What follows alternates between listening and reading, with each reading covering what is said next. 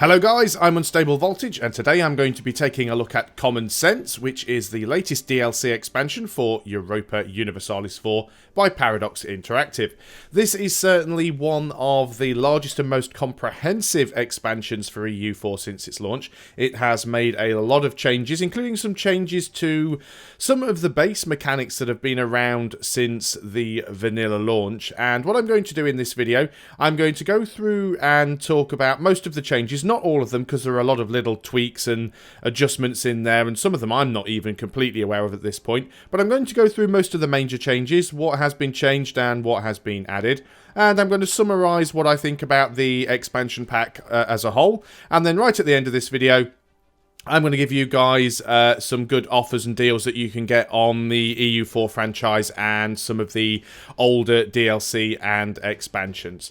Now, I will be hopping around from nation to nation because it's going to make explaining how some of these changes work a little bit easier. So to get us started off, we are going to go in and take a look at it from the point of view of England. So here we are in the main game of Europa Universalis IV. Now, those of you who have already played EU4 or seen it before will look at this and think, that all looks fairly familiar. And those of you who are really eagle-eyed might instantly spot one or two major differences. But before we get started, let's go through some of the things that everyone is going to experience if you play EU4. Because as always, whenever Paradox Interactive brings out a DLC expansion for EU4, it's accompanied by a large patch which changes some of the base game elements, regardless of whether or not you have the expansion DLC. So first of all, some of the provinces have changed. If we actually have a look around the map, you're going to see some things that have changed. I mean, France, for example, starts off stronger. They actually have Auvergne. Excuse my pronunciation, but I'm terrible with non-English place names, but this used to be a vassal of France. It now actually starts as part of France. Foix is missing as well. That's already part of France there. Provence is broken up into two separate provinces here. You'll also notice things like Sardinia actually now starts as two provinces instead of one.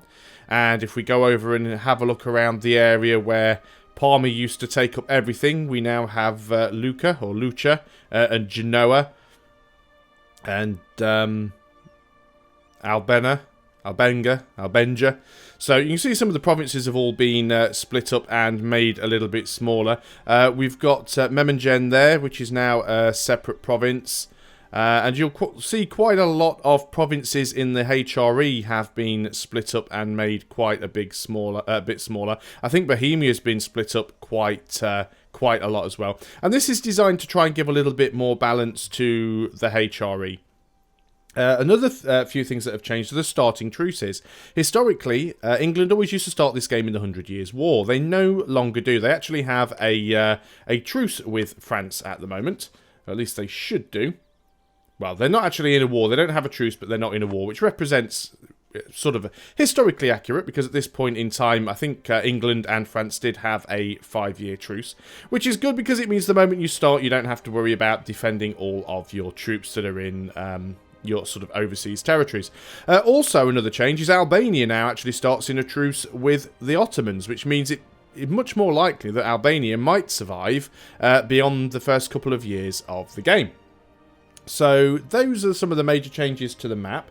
A couple of other things that have changed. One thing which is quite nice is your advisors. What they've now put in is the ability to actually get rid of some advisors. So if we go and, for example, click on our administrative advisor, we have these options here. Now, a lot of the time what you get is you get a choice of 3 advisors. Sometimes you get 4 if you've got a specific event or a specific national idea. But you only ever have the choice of the 4 that are available. You can hire one, and then you can fire him, and if you fire him, he will go back into the pool usually. It doesn't give you any more that you can choose from. What they've now added in this expansion is the ability to permanently retire an advisor. It'll actually still cost you the same amount of money that it would to hire them in the first place, but what will happen is you can retire one for that cost of money, and then the following month, a new advisor will come along and replace them. So if you've got an advisor, say we've got this guy who has -2 national unrest, and I think, well, my national unrest is -3 anyway, so I never really need this guy. We could try and retire him and hopefully get somebody who would be more useful to us. So that's one of the things that they have added there. Another interesting feature that has been introduced is commitment to movement. So historically what you could do is you could select an army, you could tell them to move to another province. I'm just going to split this army up because it's massive actually. You could move this army to another province, and if we just go and move half of this army over to Oxfordshire, bear in mind the game is still paused, it tells us that we would arrive there on the 20th of November. It's currently the 11th. Now, what you used to be able to do is, providing you hadn't gotten to the 20th of November, you could stop, turn around, and cancel the movement. That is no longer allowed, because it was very easy to bait the AI by waiting for them to commit and then sort of moving in. So what happens now, when we get halfway there, and you'll see it, there we go, we've just hit the 16th of November, the movement arrow is now turned grey, and we have this little movement locked. This unit has moved more than halfway to its next province, and its movement cannot be halted. So no longer can you abort movement on the last day and stop. I can queue up another movement and tell them to come back, but they are now committed to moving into this province because they're already halfway there, right? So if they're already halfway there, then technically they're already in the next province. So that is one of the new features that has been added. It's a minor little change there, but it is quite important nonetheless. So what else do we have to talk about? We're just going to ignore everything that's going on over here. We need to talk about province development. That's probably one of the most important changes that has been made in this expansion. So if we go ahead and take a look at a single province, let's go ahead and take a look at London because it is our capital. Now, you'll probably notice that a lot of things have changed here because we have this rather unique looking buildings tab on the right-hand side. So, first of all, you may remember that in vanilla EU4, every province had a base tax value. And that base tax value was the value that made a lot of things work. It was the base tax value was how much money you got from the province every month. The base tax value affected how much manpower you got from that province. The base tax value would affect things like the supply limit, the trade power. Everything about a province came from its base tax. Well, now base tax is gone. And what you actually have is provincial development. And you can see that here. London, for example, is a strength 22 province. It's quite a highly developed province. And you can see that by having that development, it gives us all the breakdown there. It gives us more trade power. It gives us more land force limit, more naval force limit. It gives us more supply. And it gives us possible buildings. Now, this is going to come on to the overhaul to the building system, which I'll talk about very shortly. But just while we are back here, because the two things are sort of mixed together. So, whereas before, you would increase the power of a province by putting buildings in it. And buildings cost a combination of ducats and your monarch points. Well, that has now been split up. You have the option to advance or develop your province just using monarch points. So you can spend administrative points to boost the tax base in a province. And you can then use your diplomatic points to increase the production of a province. And you can use your military points to increase the manpower of a province. So you can actually just spend power points without having to spend any money to increase provinces. Now, they will all be counted up towards the development. Now, what this allows you to do is this allows you to go very tall instead of very wide. And this is really, really useful if you're playing a one-province minor or a nation that only has a couple of provinces and can't easily expand. Instead of having to take lots and lots of land, which is what you've really always had to do in EU4 in the past, to be powerful you had to expand and take more and more territory. All you have to do now is just spend your power points just building up your current provinces, which is a really, really good thing. These development points also affect a few other things, like in truces and peace deals, which I'll be talking about in just a moment as well. So it is important to try and build those provinces up. Now, as mentioned, there is a limit to the number of buildings that you can build, and that limit is based on the province's development. Now, buildings have changed. Buildings no longer require you to have any power points spent to build them. It's all cash now. The only thing you need to build a building is you need the appropriate technology to have the building unlocked, you need to have the money to build it, and you need to make sure the province you want to build it in has an open building slot. If we actually go into the buildings tab now, which is moved around, you can actually see that the available buildings has now changed. So a lot of the filler buildings have gone. So we have trade buildings, we have naval buildings, army buildings, government buildings, and then we've got some production, taxation, we've got our forts, which is something that we need to talk about very shortly, and we have our manufactories.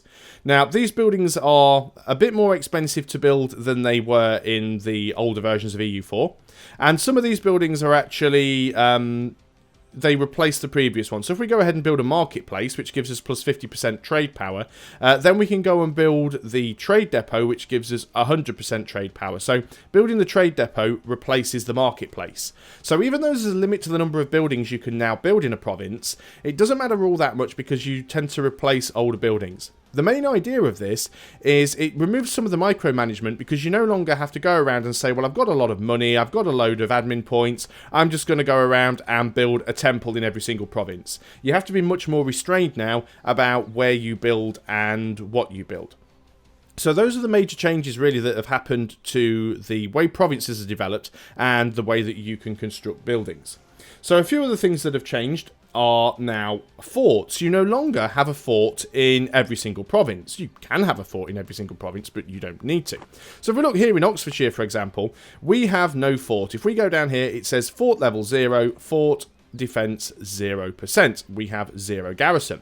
Now, what you might notice on the map, especially if I zoom out a little bit, you can see we have these little castle icons. There's a few around there. There's one in Normandy, there's one in Marches there, there's one in London, although it's partially obscured by an army, one in Meath, and of course your opponents will have them as well if you can see them closely enough. Now, the way that forts work is a little bit different. Forts are a lot stronger than they used to be in the vanilla version of EU4.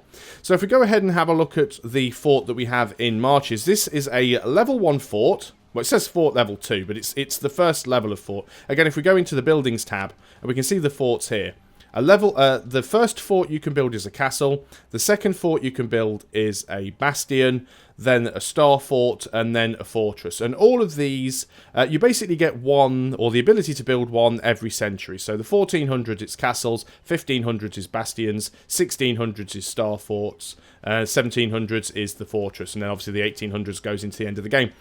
When you upgrade from one type of fort to another, it replaces the previous one. Now, they all have a fort level. A castle is fort level 2, bastion is fort level 4, star fort level 6, and fortress is a fort level 8. Each fort level gives a garrison of 2,000 men. So in Marches we have the first type of fort, which is the castle, fort level 2, and it requires 2,000 men. Now, what they have changed is for every level of fort, it requires 3,000 men to siege the province. So in order to siege out Marches, you would need a minimum army size of 3,000 men. So this means you need a much more committed army in order to be able to siege a province out, as opposed to just being able to split your army down into stacks of 1 or 2 regiments and blanket siege the entire map. Now, you'll also find that the capital automatically gets a free +1 to its fort level. So if we actually go and have a look down here at the fort in London, we'll see that the fort level is actually fort level 3 with a 3,000 garrison, even though it's a castle. So even if we didn't have a fort here, we'd still get fort level 1 and a garrison, but because we do have a fort here, it becomes a fort level 3. Now, all of these forts cost you a monthly maintenance upgrade, and what you can do is you can go ahead and untick this box here, which will mothball the fortress, and it'll save us money. So currently, this fortress is fully manned and costing us 1 ducat every month. If I go ahead and untick that, it now only costs us half a ducat every month, but it doesn't have as much, well, it doesn't have any garrison in there at all. I think the garrison is technically supposed to be 10, but basically, with the fort down, it means that it is no longer offering that protection. All of the rest of the provinces that don't have a fort, if you try and siege a province with no fort, you'll have a 100% chance to win the siege on the following tick. So you just need to put an army in a province, and then 1 siege tick later, it will flip over to occupation, which is the way that all this has changed. Also, if you just go into your military overview, you have a button to either activate all your forts or mothball all your forts. One other change that fortresses have is they actually have a zone of control. Now, I probably can't see any of that. We can see the zones of control there.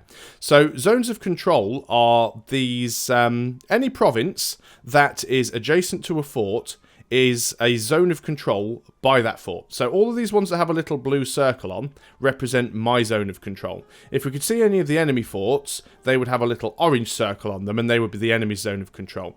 Now, what these zone of controls means, because you can't have a fort in every single province, you cannot move through a province that has an enemy's zone of control on it. You have to siege the province or go and siege the fort. So this is a good way to stop people from taking a shortcut all the way through your country to your capital if you've just got forts dotted around the edge of your nation. Particularly useful for something like France, by the way. And one major thing I did miss there, of course, Ile-de-France is now just Paris.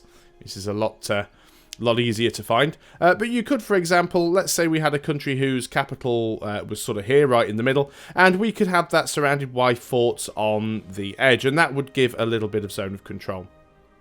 If you do have forts that are next to each other, so let's say we've got our fort here in Normandy, and let's say that there is a fort down here in Alencon, what would happen is whichever fort was the highest level would influence its zone of control on its neighbour, unless it was a tie, in which case the person that owns that province would be the one that has the zone of control. So assuming that any fort here would be the same level, we wouldn't put zone of control on each other. It's a little bit complicated, but it is an interesting system, and I think it's really designed just to deal with the fact that you're not going to be able to have a fort in every single province. So just a couple of quick things to talk about with the warfare before we move on to some of the more interesting stuff. Now, when you want to loot a province, if you have an army in enemy territory, every province now has this little loot bar, and this loot bar represents the maximum amount of loot that there is in a province. Now, it also says that a maximum of 5 ducats may be looted from a province in a single month. If we look at a more valuable province, such as London, London has 22 ducats here, but once again, there's a maximum of 5 ducats that may be looted from a province in a single month. The amount you can loot from a province is dependent on the size of the army that you have in that province and the composition of the army. Cavalry tend to be slightly better at looting, but of course cavalry aren't always the best sort of unit type to have around if you are sieging. And obviously once that particular province is out of money, you won't get anything more from it, and it does recover slowly after the province has been unlooted for 6 months. That will start to recover. So that is the new looting mechanic. There are some new peace options as well if you are at war. First of all, they've now removed the option to fully annex a nation. You can still fully annex a nation, of course, by just selecting all of their provinces. The reason you couldn't do that before, of course, is that you weren't allowed to take somebody's capital in a peace deal unless the capital was isolated, and in which case you were only allowed to take the capital or nothing else, or if the capital was their only province they had remaining, in which case you'd be full annexing them. So the full annex option has now been removed, but you can just go ahead and take all of their provinces if you have the war score to do so. One major change is you can now take somebody's capital. You no longer have to have the capital isolated or have enough war score to take their entire nation. If you want to go ahead and siege out France and just take Paris, if you have the war score to do it, you can take it. But you don't have to just take Paris. If you had enough war score, you could take Paris and something else. A couple of other changes to the peace deal system as well is you can fully annex someone. You can take everything they have, and you can still take gold from them. And if someone is your rival, you can still humiliate them and take land from them or take money from them and other stuff, which is something you couldn't do previously. If you wanted to humiliate somebody, you couldn't take any land from them. So you've now got a lot more choice over what you can do in the peace deal. Also, if you want to take a piece of land from somebody, you no longer have to siege and occupy that particular piece of land. It costs less war score to take it if it is sieged and it is occupied, but I could go ahead and siege out everything that France has apart from Poitou, and then I could ask for Poitou in the peace deal, providing I have the war score to take it. So those are the major changes that have changed to the peace options. Also, the amount of war score and diplomatic point cost used to take a province is now based on the province's development level as opposed to a fixed value that it was in the original game. That also affects your aggressive expansion and overextension. The higher the development of a province, the more aggressive expansion and the more overextension you will get from it. Okay, so now we've talked about a lot of the changes that you'll just get in the game's base patch. Let's go and have a look at some of the things that you're specifically getting with the Common Sense DLC expansion. One of the major things that's been advertised with this is the Parliament system. Now, the Parliament system is mainly going to affect England in a game of EU4, but any constitutional monarchy or republic can actually have a parliamentary system. Now, as I said at the beginning of this video, the eagle-eyed amongst you will have noticed you've got an extra little button down here, which is Parliament, and you've also got an extra couple of notifications here, which is too few seats in Parliament, no debate in Parliament. So first of all, you have to assign a certain number of seats in Parliament. So as you can see at the moment, we only have 4 seats, and we need to have more. I'm not sure if it's telling us exactly how many we're supposed to have, but we don't have enough seats. They will automatically be assigned if it drops too low, but we could go, for example, we could go to Derby and we could go give them a seat in Parliament. Now, if we give Derby a seat in Parliament, it increases the local production efficiency, it increases their local tax modifier, but it does increase the cost of stability, and it increases the local manpower, and it's, again, a negative buff to the cost of war exhaustion, and it reduces monthly autonomy change. So it is quite good giving seats out to various different various different provinces. So let's just go ahead and give one over there to Lincoln as well. And we'll just add a few in. So there we go. We've now got enough seats in Parliament. If you have any overseas provinces, you are honour bound to give a certain amount of those seats in Parliament. So now we have enough seats in Parliament, we get to choose a debate. Now at the moment we have no active debates, so we can get to that screen, of course, just by clicking the Parliament button down here. If we click Start Debate, we will have a series of debates that we can choose from. So let's have a look at these for an example, and these will change. It will always be a random selection of 5. So we could choose this appropriate land for the state. It would give us 1 base tax in Gloucestershire, 1 base tax in Northumberland, and for the next 10 years, minus 5% build cost. So a permanent base 1 tax in 2 provinces and 10 years of reduced build cost would be nice. Or we could have 10 years of reduced technology cost. Or we could give marches a seat in Parliament and have an accepted culture threshold of minus 10% for 10 years. Or we could have issues to the letters of the marquee. We could have reduced light ship cost, increased embargo efficiency, and increased privateer efficiency. And then we've got the quartering of troops here. So for the next 10 years, we could get a land maintenance modifier and a land attrition modifier. Let's say, for example, we want to go for this appropriate land for the state. If we go ahead and select that, it will now tell us that our chance to win is currently 0%. And the reason for that is that 0 out of the 7 seats are currently backing us. So we need to get at least half of the seats on our side. So we've got 7, we need 4 of these people to back us in Parliament. And as you can see, they are all opposing, but it tells us what we need to do in order to actually get them to vote for us. So for example, Kent is opposing the current issue. We can bribe them to back in the current issue. This will have the following effect. They will gain 5% local autonomy. If we look at London, we can bribe London, but we would lose 5 legitimacy. We could bribe Oxford, but we would gain 1 inflation. We could bribe Lancashire, but we would lose 25 ducats. So as you can see, each of the individual seats will have a different cost for what it will cost to actually get them to back you. So I could just go ahead, bribe all of these people, and there we go. We've now got 4 out of the 7 backing us. There's got an 85% chance for this to actually win if it goes when it gets to the end. And in fact, what we could do is we could just go ahead and bribe them and have a 100% chance to win. So that's basically how the parliamentary system works. It's quite an interesting little mechanic, gives a bit more flavour to the game, and gives you some more ways to bolster up the strength of your country and your individual provinces. While we're talking about parliaments and the fact that they belong to constitutional monarchies and republics, if you actually go ahead now and take a look at any of the nations, you'll see that they now have these new government ranks. So England is now a kingdom. It actually says over here that it has the kingdom rank. It used to just say something like it was just a monarchy, but it's now saying that England is a kingdom. Yeah, it's an English monarchy. It's a kingdom. Current government rank is kingdom. So there are 3 government ranks: duchy, kingdom, and empire. There are some slight variations for some of the different nations. I think if we go over to Byzantium, theirs is slightly different. Yeah, Byzantium's an empire, but I think they're Duchy Kingdom and Empire. I was sure there were a couple that did have some slightly different ranks, but they all basically work the same way. Very similar to how it worked in Crusader Kings 2. Doesn't really affect anything any great deal, but it's one little change that is worth noticing.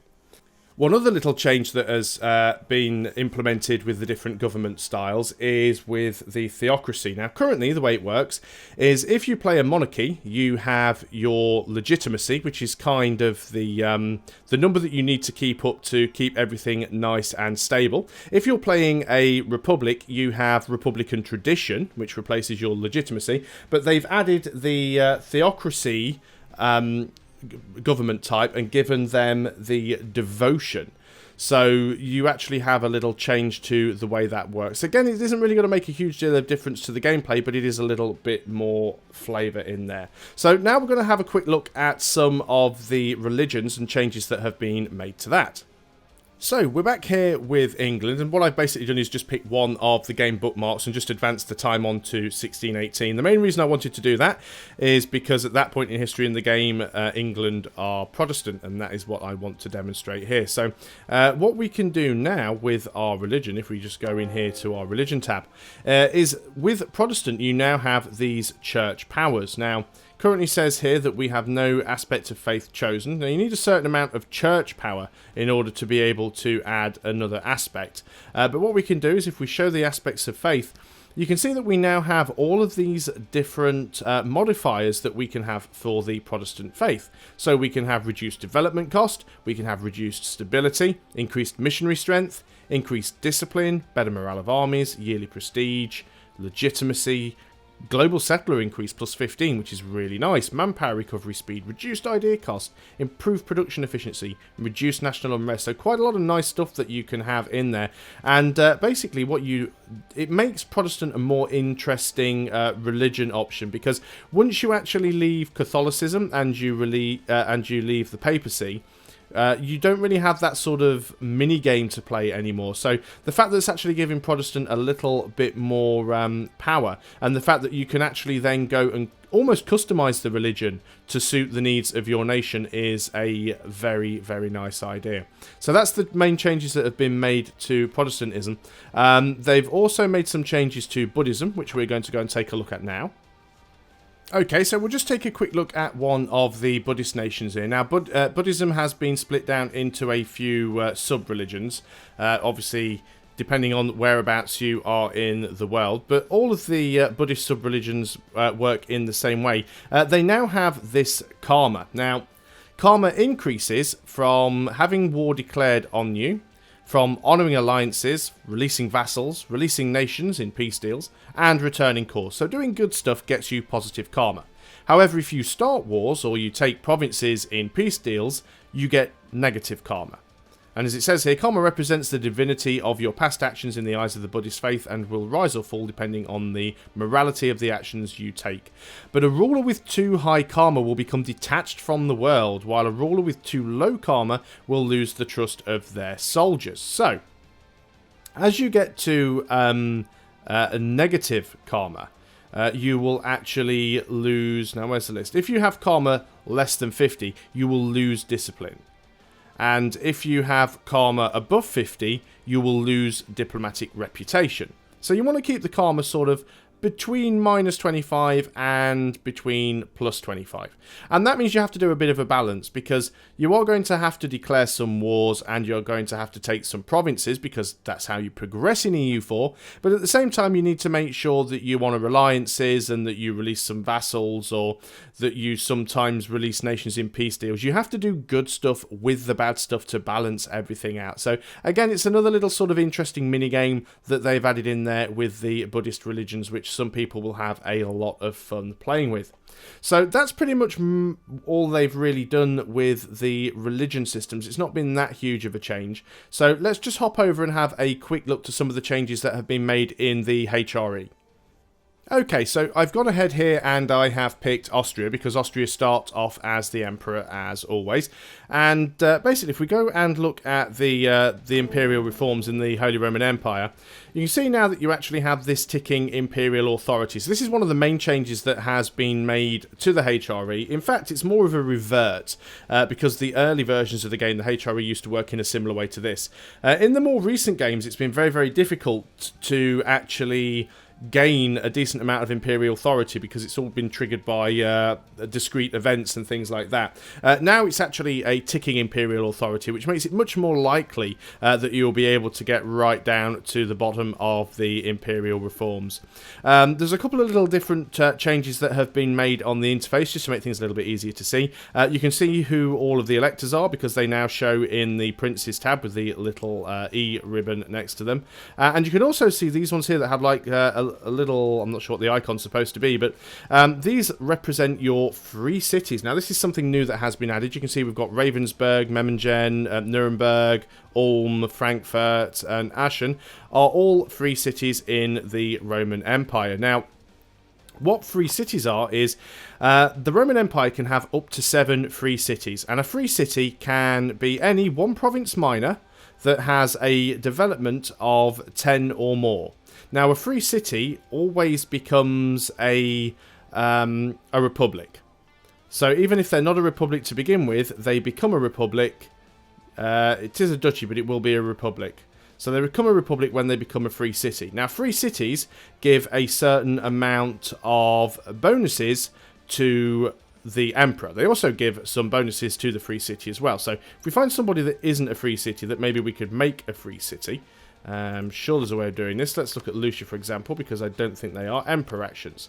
So we could grant them free city status because they are a one province minor and they are in the HRE and they have a development of 14. Yeah, they're in the Holy Roman Empire. So they are eligible to be made into a free city.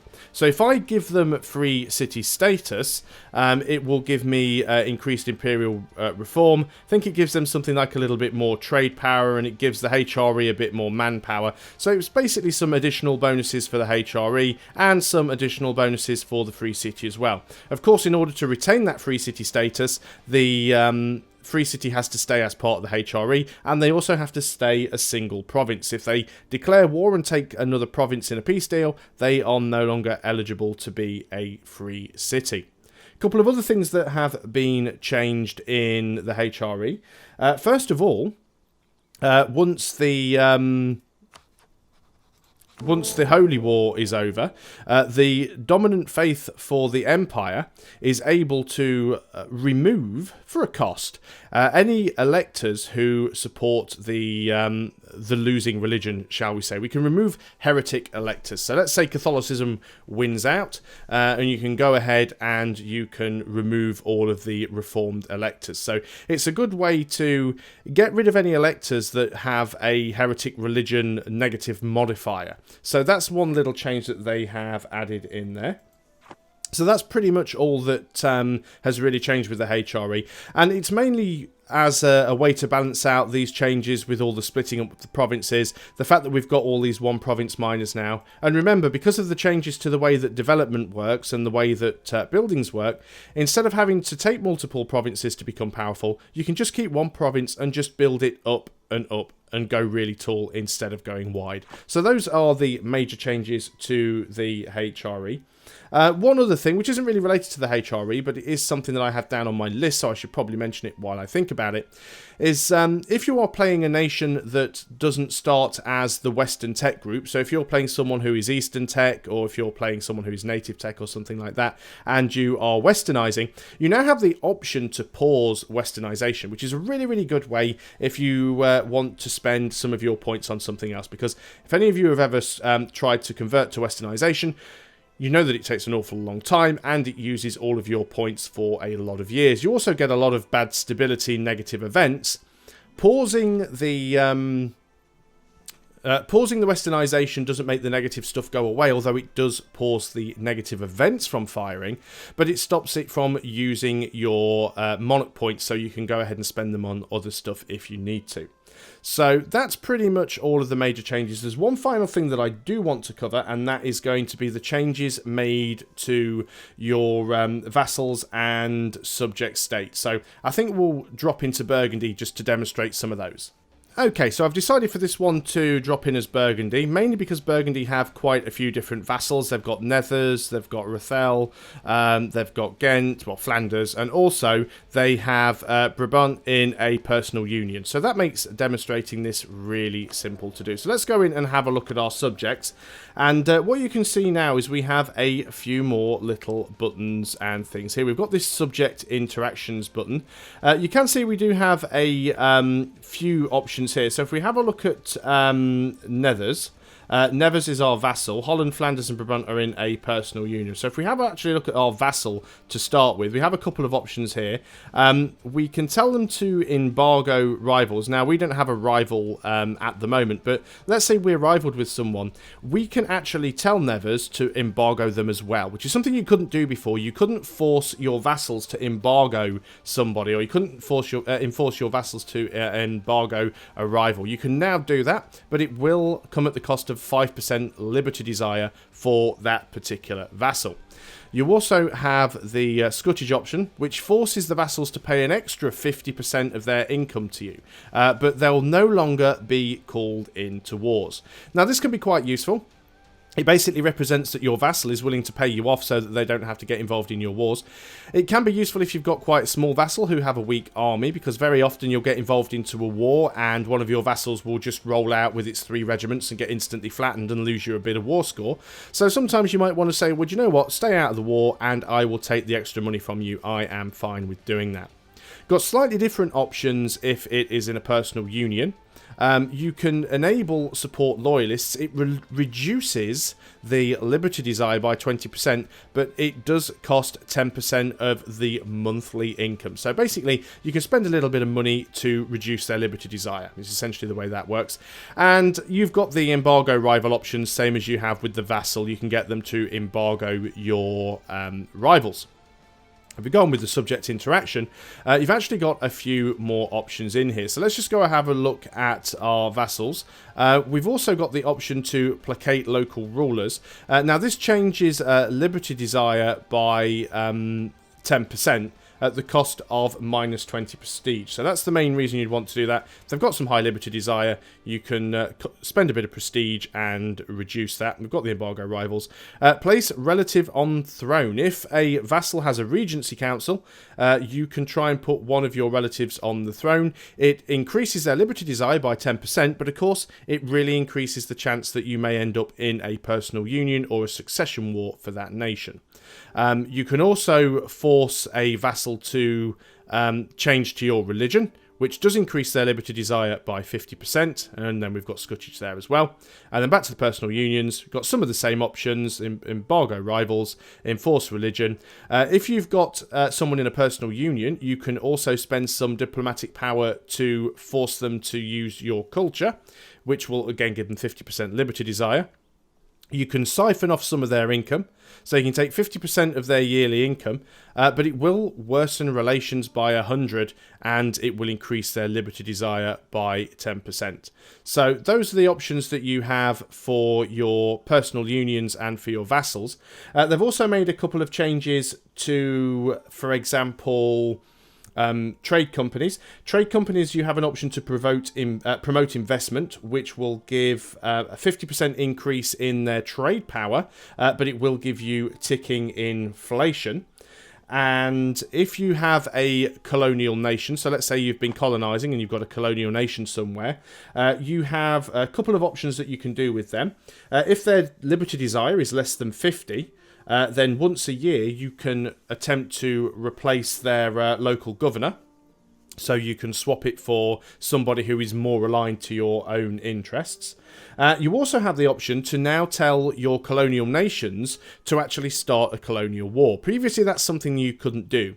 Your colonial nations may well declare a war on their own against one of their neighbours, or you could declare a war yourself against one of their neighbours and they would jump in and get involved, but of course that would leave you in a war that you might not want to be in. So you have the option now to say to one of your colonial nations, if they have a CB against someone, and providing they don't have a truce and they don't have something else that's stopping them going into the war, you can turn around and say to them, I want you to go to war with this nation again on this CB, and they will go ahead and do that. Very, very useful if you're colonizing the Americas and you want to start taking out the natives, because all of your colonial nations now receive a free CB against their colonial neighbors, which is really, really useful. One last change that has been made is with protectorates. Protectorates are something that I've always found quite useless in EU4, mainly because you are pledging to protect a really backwards nation in terms of their technology and development. They generally aren't very useful in any wars or anything because their militaries aren't really strong. They don't provide you with anything of use other than a few CBs if one of your rivals tries to attack them, and you can't really do anything with them yourself because you can't annex them, you can't vassalize them or do anything like that. The only thing you could do is drop the Protectorate and then attack them. So what they've allowed you to do now with your Protectorates is you can actually send a I'm trying to think of the way this works, because this is like the one thing that I don't think I've gotten written down. Oh, yes, I have, yes. Send an officer. So you can pay 33% more to the Protectorate, but they will get an extra 20% land morale and an extra 5% discipline, and they'll lose 10% liberty desire. So basically, you can pay a little bit more money and increase the military strength of your Protectorates. So it's just something to try and make the Protectorates a little bit more interesting. So I've pretty much gone down the list that I have. That's most of the major changes. There's probably quite a lot of other little bits and pieces in there that you will discover as you go through, but those are the major additions and mechanical changes of Common Sense. I have to say I'm quite happy with this expansion. It's tweaked and changed a lot of things that have worked but not worked perfectly. The change to armies being locked once they've moved halfway between two provinces is really, really useful. The change to forts, although interesting, and it's definitely going to force some people to change their play style, I think that's actually for the better, and it's going to make that quite a bit interesting. Also, the rejiggery of some of the provinces, who starts with them, the personal unions, the vassals, the way that some of the provinces have been split up into smaller provinces. I like that. I'm really, really loving the system that allows you to build up a province and build tall instead of wide. I think that was one of the biggest negatives that EU has had for a while, that the game pretty much was always about war. Sure, you could get a good score by going through trade and stuff like that, but the biggest problem you had is the only way to really get ahead and stay ahead was to take land, because more land meant more tax income, it meant more trade power, more production, more manpower, higher force limit. So if you were just sitting in a single province nation, you would never really be able to increase those values, and it made it very, very difficult end game, especially if you're in the HRE, when you start getting the big nations like Bohemia and Bavaria and Brandenburg start to form up, and you're this little one province minor. If one of those declares war on you and you don't have any allies, you're pretty much screwed at that point. So it's very, very nice that you don't have to necessarily expand outwards, you can expand upwards, and that's great if you're in the HRE and you want to play as one province minor and try and stay as a free city, because you can just build nice and high. So all in all, I really, really like this expansion, and I think I'm going to have a lot of fun in experimenting with some of the new toys in there. I really like the parliamentary system as well. I like the changes to the Protestant religion, and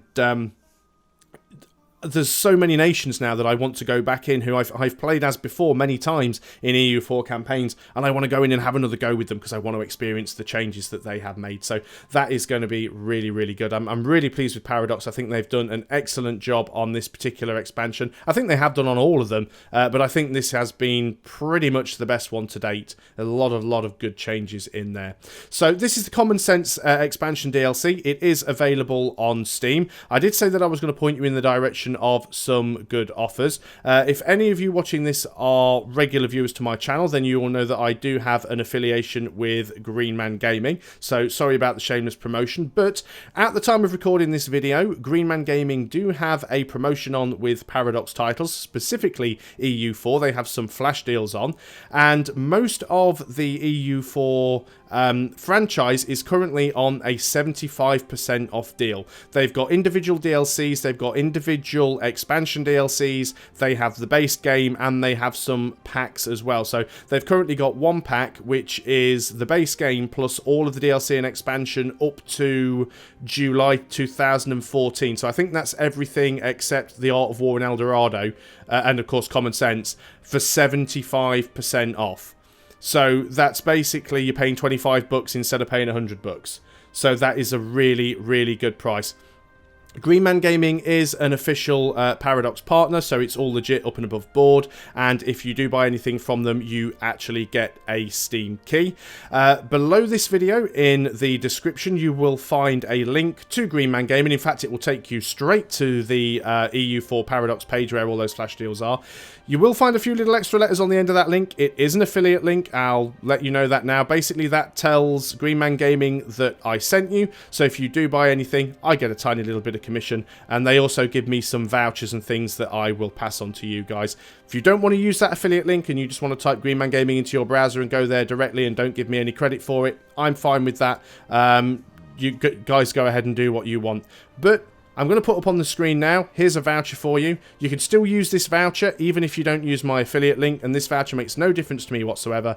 But if you put this voucher code in that is currently on the screen now, that will give you an extra 20% off. In fact, it'll give you 20% off most things on the Green Man Gaming site. There will be some exclusions and exceptions, but that will also give you 20% off on top of the 75% you're also getting off on those flash deals. So if you're new to EU4 and you want to get into it, it can be very daunting to buy the base game and a lot of the expansions all in one go because it's quite expensive. Or maybe you've already got EU4 and you're just missing one or two bits of DLC from your collection. It's a good time now to go in and get them for 75% off, and then you can use this voucher and get another 20% off of the remaining value. So take the full pack, for example, $100, 75% off takes it down to $25, and then go ahead and use that 20% voucher and get another $5 off. So, you know, all in all, you're going to be saving around about 80% on the complete titles. But that has been Common Sense for Europa Universalis IV by Paradox Interactive.